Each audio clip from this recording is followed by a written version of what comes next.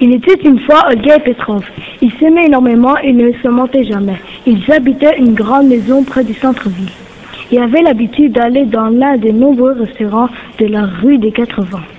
Celle-ci était très fréquentée parce qu'elle avait plein de magasins.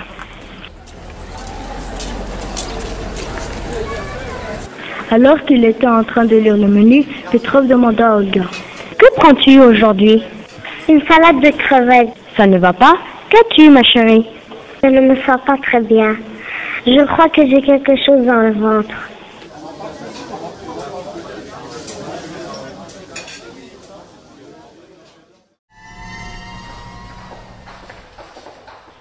À l'hôpital, le docteur examina Olga. Docteur Boris, j'ai mal au ventre. Je ne me sens pas très bien et cela fait plusieurs jours que je ne mange rien. C'est grave, docteur. Avec un petit sourire, le docteur leur dit: Ne vous inquiétez pas, j'ai une bonne nouvelle à vous annoncer. Ah, laquelle? Je suis heureux de vous annoncer que bientôt vous serez parents.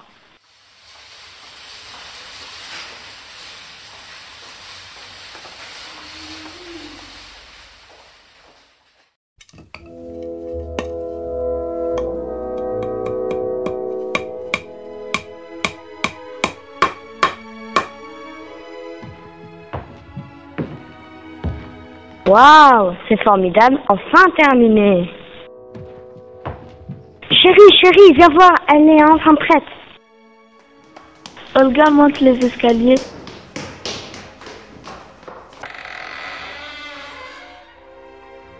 Magnifique, extraordinaire, tu es génial.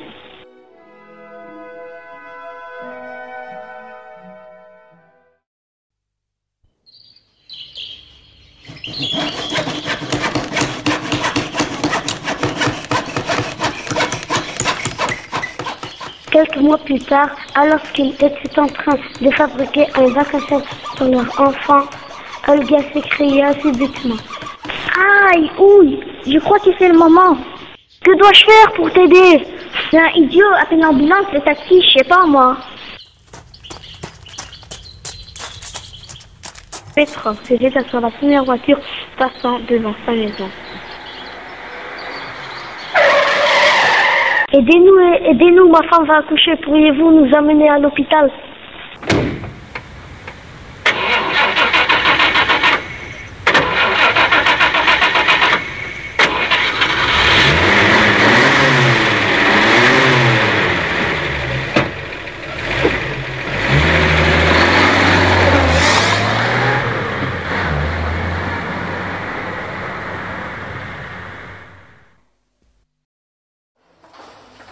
Bonjour Olga.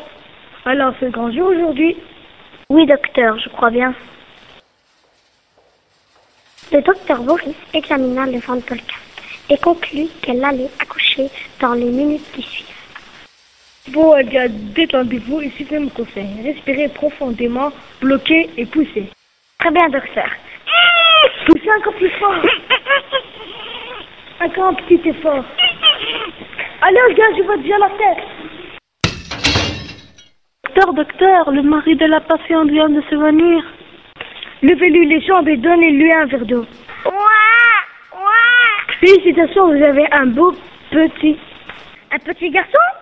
Une petite fille? Ben non, un petit singe. Docteur, la patiente et son mari viennent de se venir. Levez-leur les jambes et donnez-leur un verre d'eau. Docteur, ils reviennent à eux.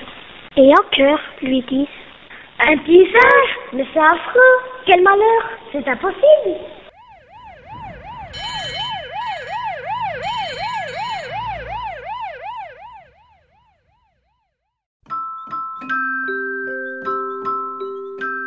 Quelques jours plus tard, chez Olga, Petrov et le bébé singe, régnait une ambiance de plomb. En effet, dès le retour, ils avaient fermé la porte à clé, tiré les rideaux pour que les voisins ne voient pas leur bébé singe. Tous les jours, ils se plaignaient de ce qui leur était arrivé et ne s'occupaient absolument pas de leur bébé.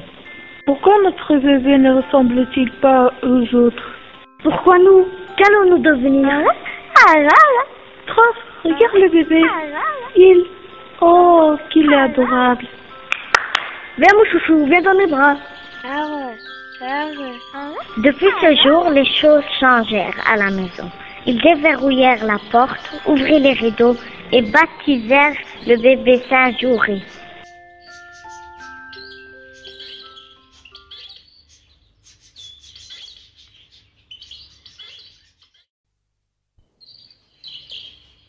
Oh, regarde Petrov, il fait beau aujourd'hui. Et si on sortait? Sortir, c'est une très bonne idée. On s'ennuie tellement à l'intérieur. Mais que vont dire les voisins? Petrov, j'ai une idée. Et si on le rasait? Bonne idée, Olga.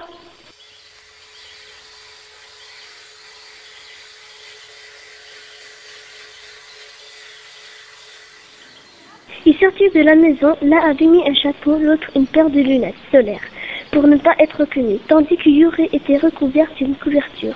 Il s'est promené dans la rue des 80, quand Olga s'exclama. Chérie, on pourrait aller au zoo. Quelle bonne idée, allons-y.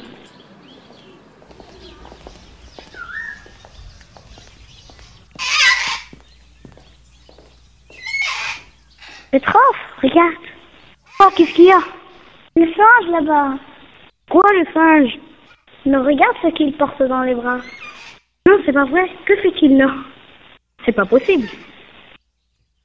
Et si on l'échangeait? Un long silence s'ensuivit et en regardant Yuri, ils lui dirent: Comment avons-nous pu penser à ça? Tu es l'amour de notre vie.